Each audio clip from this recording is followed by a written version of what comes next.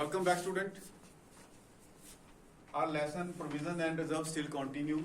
Now we will discuss the characteristics of the reserve. So first, it is the appropriation of profit.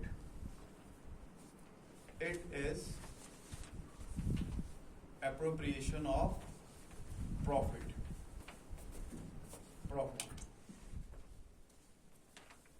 Appropriation of profit. That means कि जो आपका reserve है ये profit में से की गई सेविंग है और इससे हमारा प्रॉफिट इफेक्ट नहीं होता. It doesn't effect our profits, right. Second, it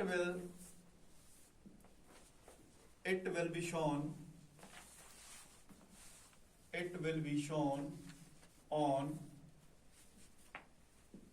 liability side. It will be shown on liability side. तो जो आपका रिजर्व है इसको बैलेंस शीट की लायबिलिटी साइड में शो किया जाएगा. और बैलेंस शीट क्या है ये आपको नेक्स्ट लेसन्स में क्लियर होगी कि साल के एंड में हम एसेट और लायबिलिटीज की एक लिस्ट तैयार करेंगे. लेफ्ट साइड में लायबिलिटीज और राइट साइड में एसेट्स होंगी. तो जो भी ये रिजर्व है इसको अपन लायबिलिटी साइड में शो करेंगे. ये इसकी कैरेक्टरिस्टिक्स है. It is always shown on the liability side. Third, it may be specific or general. It may be specific. It may be specific or general. तो ये जो रिजर्व है बेसिकली दो तरह का हो सकता है. अगर आपने किसी पर्टिकुलर स्पेसिफिक लायबिलिटीज के लिए पैसे सेव किए हैं तो वो स्पेसिफिक रिजर्व होगा. और अगर आपने पैसे सेव किए हैं लेकिन किसी स्पेसिफिक लायबिलिटी के लिए नहीं किए तो वो जनरल रिजर्व होगा. और फिर अब बात करेंगे कि अगर आपकी इस रिजर्व को, आपकी सेविंग को बाहर किसी दूसरी कंपनी की सिक्योरिटीज में, दूसरी कंपनी के शेयरों में इन्वेस्ट कर दिया जाए तो इसका नाम जो है वो रिजर्व फंड बन जाएगा. So basically journal reserve become reserve fund when the amount of general reserve is invested in securities of other companies, right. इसके बाद एक चीज और कि ये जो आपका रिजर्व है इस तरह की किसी तरह की लायबिलिटी क्रिएट नहीं होती. It does not constitute any liability. तो इससे किसी भी तरह की लायबिलिटीज का निर्माण नहीं होता. आप किसी भी तरह की कोई भी लायबिलिटी क्रिएट नहीं कर पाओगे क्योंकि जनरल रिजर्व बेसिकली किसी भी डिटरमिन्ड लॉसेस या डिटरमिन्ड लायबिलिटीज के लिए नहीं होता. It is just like a saving, just like a part of profit which is kept in the business, not taken by the proprietor. तो ये है रहे आपकी कैरेक्टरिस्टिक्स. अभी अपन डिस्कस करेंगे कि ये जो आपका रिजर्व है ये कितने टाइप का हो सकता है. तो हमारा जो टॉपिक है वो है types of reserve. Types of reserve. तो इसको दो पार्ट में अपन डिवाइड करेंगे. फर्स्ट है ओपन और पब्लिश्ड रिजर्व. फर्स्टली अपन डिस्कस करेंगे ओपन और पब्लिश्ड रिजर्व.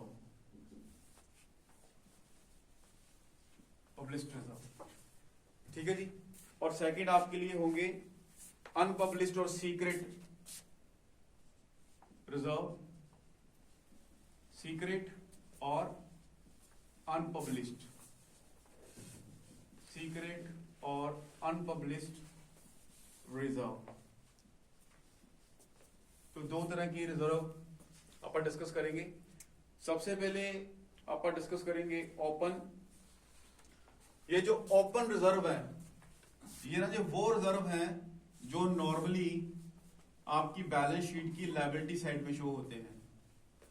ये वो रिजर्व हैं जो ऑलवेज आपकी बैलेंस शीट की लायबिलिटी साइड में शो किए जाएंगे। ठीक है जी, तो मैं यहां पे लिख देता हूं शोन ऑन लायबिलिटी साइड। तो ऐसे रिजर्व जो ऑलवेज लायबिलिटी साइड में शो होंगे उन्हें बोलेंगे आप open and published resource.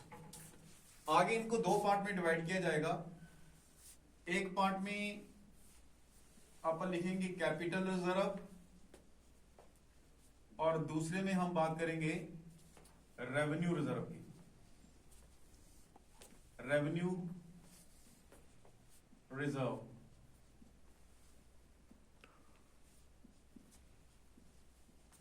Capital reserve और रेवेन्यू रिजर्व। और तीसरी कैटेगरी है हमारी रिजर्व फंड की। तीसरी कैटेगरी इसमें रिजर्व फंड की। तो सबसे पहले कैपिटल रिजर्व क्या होते हैं उसके बारे में अपन डिस्कस करेंगे भी कैपिटल रिजर्व है क्या। तो ऐसा प्रॉफिट जो हमारी बिजनेस की एक्टिविटी से हमें नहीं होता बल्कि दूसरी एक्टिविटी से होता है, उस प्रकार के प्रॉफिट को आप जो है कैपिटल प्रॉफिट बोलेंगे। और कैपिटल प्रॉफिट में से अगर कोई पैसा सेव किया जाता है तो वो कैपिटल रिजर्व होगा। सो ऐसा प्रॉफिट जो है वो किसी भी तरह का शेयर होल्डरों को डिविडेंड देने के लिए यूज नहीं होएगा और ना इससे सिर्फ आप कैपिटल लॉसेस को कवर कर सकते हो। तो आपको ये कैपिटल प्रॉफिट होता कहां से है, तो इसके कुछ डिफरेंट सोर्सेज हैं। अगर आप कोई एसेट बेच देते हो, सेल ऑफ एसेट्स, अगर आप कोई एसेट बेचते हो आपको कोई प्रॉफिट होता है और उस प्रॉफिट में से अगर आप पैसा सेव कर रहे हो तो वो क्या है आपका कैपिटल रिजर्व माना जाएगा। और revaluation of assets, revaluation of assets, revaluation of assets क्या है कि अगर आप एसेट की क्या करते हो रीवैल्यूएशन करते हो, उसका दोबारा वैल्यू पता करते हो और आपको प्रॉफिट हो जाता है तो वो कैपिटल प्रॉफिट होएगा। और इसमें से अगर आपने कोई पैसा सेव किया है तो वो आपका क्या बनेगा कैपिटल रिजर्व बनेगा। इसके बाद एक सोर्स है हमारा issue of shares and debenture, issue of shares and debenture. आपने डिबेंचर यानी कि एक ऐसा डॉक्यूमेंट जिसके थ्रू आपने लोन लिया है और कंपनी की शेयर आपने इशू किए, share just like A certificate, लोगों को बेच के आपने पैसा कलेक्ट किया है इन शेयरों के थ्रू, तो उसमें से अगर आप कोई पैसा बचा रहे हो सेव कर रहे हो तो वो आपका कैपिटल जो है रिजर्व माना जाएगा। और इसके बाद आपका है four feature, FORFEITUR, four feature और री इशू, फोर फीचर और री इशू ऑफ शेयर्स।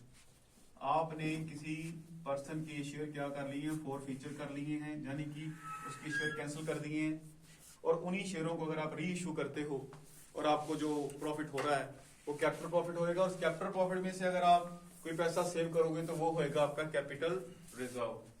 ठीक है जी। इसी तरह आप क्या कर रहे हो, कोई बिजनेस को